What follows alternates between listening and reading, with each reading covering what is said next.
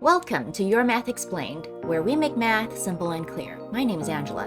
In the last video, we focused on introducing limits at infinity using dominant terms. Today, we'll take a look at some intermediate level problems that require a little bit more thinking. But before we get started, if you haven't subscribed to the channel yet, make sure you do that first so you don't miss out on new weekly content. For our first example, we wish to find the limit of this expression here as x approaches negative infinity. So this is very similar to the examples that we've done in the previous video. The only difference is that this time, x is approaching negative infinity and not positive infinity. And the reason that makes a difference here is because here we have the square root of an x squared term. So you want to ask yourself, what is the square root of x squared? Well, when x is positive, nothing changes, right? Because if we have x squared, and then we take the positive square root of it, then this is just equal to x when x is greater than or equal to 0. However, if our x is negative, what's going to happen is once we square it, that's going to become a positive number, and then we're taking the positive square root of that number. So what ends up happening is that we end up with negative x when x is less than 0 because we lose the negative sign.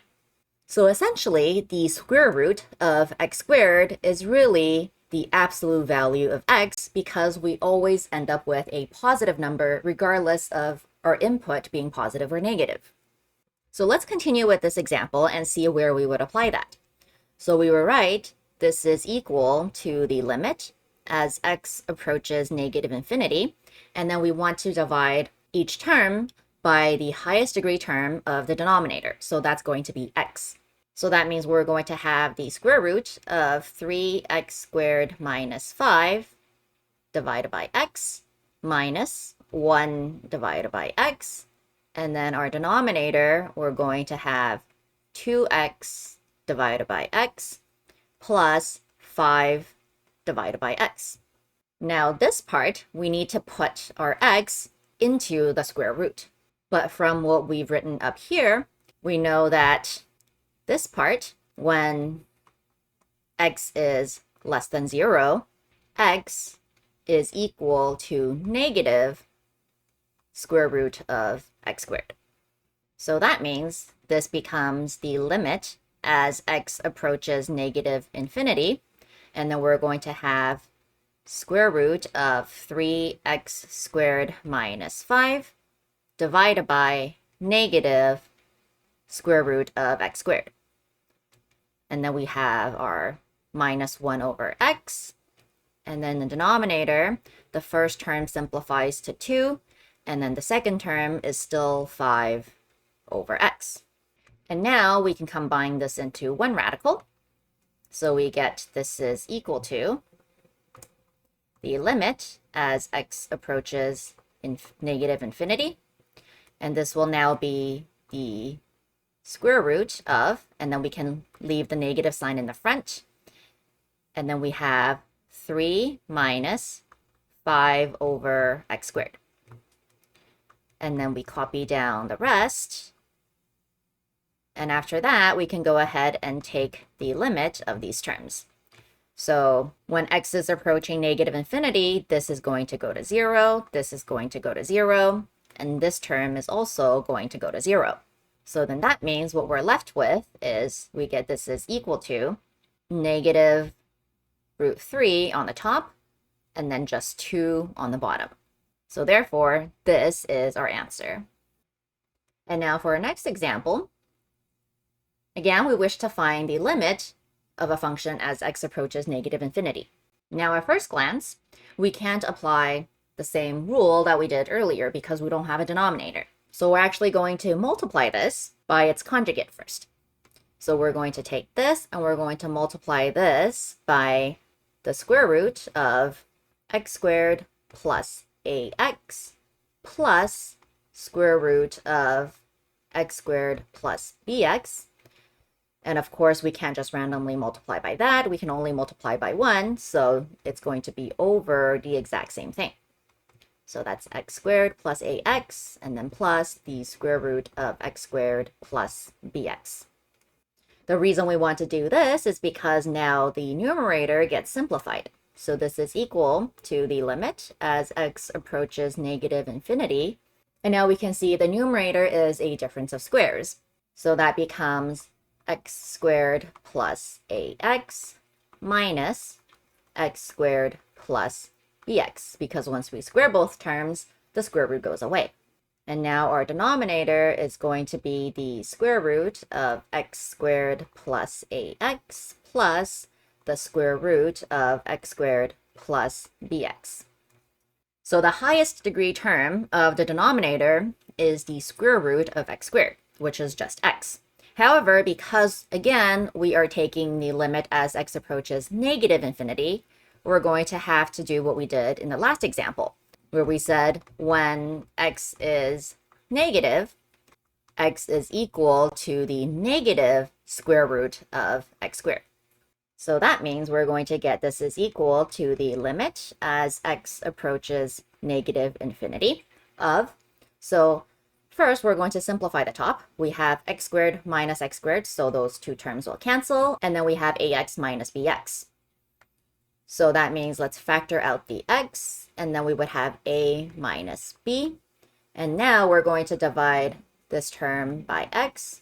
And then as for our denominator, we're going to divide that by the negative square root of x squared. So that means we get the negative square root of x squared plus ax divided by x squared. And then this will be minus square root of x squared plus bx divided by x squared. Okay, so let's just go ahead and simplify this a little bit more. So we get limit as x approaches negative infinity. Now we can see that the x term in the numerator is going to cancel out, which means we're left with a minus b. And then in the denominator, we're going to get negative square root of, the first one's going to be just 1, and then we have plus a over x, and then we have minus the square root of 1 plus b over x. And now we're ready to apply this limit. So we get this term is going to go to 0, and this term is also going to go to 0, which means we are now left with a minus b over negative root 1 minus root 1. So our final answer here is a minus b over negative 2. Or if you want to simplify this a little bit more, this becomes b minus a over positive 2. For our next example, we're going to switch gears a little bit. So instead of trying to find the limit of something, we're given these particular limits, and then we want to sketch a function that satisfies all these conditions. So let's just start by drawing our x and y axes first. And then we're going to take a look at some of the important x values that we want to focus on. So these two limits are the limits at infinity. We have limit as x approaches infinity and limit as x approaches negative infinity. Now these other three are particular values of x. So this one is limit as x approaches 2. And then these two are just the left and right hand side limit as x approaches 0. So that tells us the values of interest here would be when x is 0 and when x is equal to 2. Now, because the limit as x approaches 2 of our function is equal to negative infinity, that tells me we have a vertical asymptote at x is equal to 2. And the behavior of the graph on both the left side and right side of that value is going down towards negative infinity. So I'm just going to put 2 arrowheads there. The other x value of interest is at x is equal to 0. And from these two, we can see that the left-hand side limit is going to negative infinity, while the right-hand side limit is going to positive infinity. So that means at x is equal to 0, we have, again, a vertical asymptote. The only difference is that from the left-hand side, we are approaching negative infinity, and then from the right-hand side, we are approaching positive infinity. So that's what these 2 arrowheads indicate.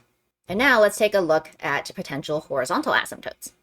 So when x is approaching infinity, or positive infinity, we can see that the limit is approaching infinity, which means we don't have a horizontal asymptote on the right-hand side.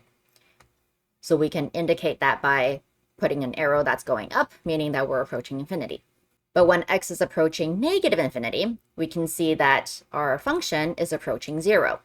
So that means on the left-hand side, we would have a horizontal asymptote at x is equal to 0. So we're going to have a dotted line here, and then we're going to have an arrow showing that it is approaching 0. And now all that's left to do is to connect these arrowheads. So if we were to connect this one to this one, we can see that it could look something like this. And then we're going to connect this one to this one. So again, the general shape of the graph doesn't really matter. It's just what happens at these limits that matter. And then the last one can maybe look something like this. So this would be a function f of x that satisfies all 5 of those conditions. And now for our last example, we're combining limits at infinity with a theorem that we introduced a couple videos ago. So here we want to find the limit as x approaches infinity of the function sine x over x. The important thing to recognize here is that sine x is a bounded function. It is going to be in between -1 and +1. And since here we have x is going to positive infinity, so a positive number, if we divide everything through by x, we have -1 over x is going to be less than or equal to sine x over x, which is less than or equal to 1 over x. And we can do this because x is a number that is greater than 0. If x was less than 0, then all of these inequality signs would need to flip because we're dividing by a negative number. And now we can say that since the function that we're interested in is sandwiched in between these 2 other functions, then the limit must be sandwiched in between as well. So that means the limit as x approaches infinity of our function sine x over x must be sandwiched in between the limit as x approaches infinity of -1 over x and the limit as x approaches infinity of the function positive 1 over x. And we know that both of these limits are approaching 0. So therefore, we have the limit as x approaches infinity of sine x over x is greater than or equal to 0, but it's also less than or equal to 0. So now therefore, by the Squeeze theorem, or the sandwich theorem, we can now conclude that the limit as x approaches infinity of sine x over x must be equal to 0. And now let's do a recap of what we covered in this video. We saw how limits at infinity give global information about our graphs. And any time when we're dealing with limits that include radicals, it requires us to pay attention to the sign. We saw how algebraic limit laws apply even at infinity. And finally, sketching from limits is about consistency, not precision. And now it is your turn to give this a try. Can you sketch a graph of f of x that satisfies the following conditions? Make sure to leave a comment to let us know how you did and what other calculus topics you'd like to see in the future. That's it for this video.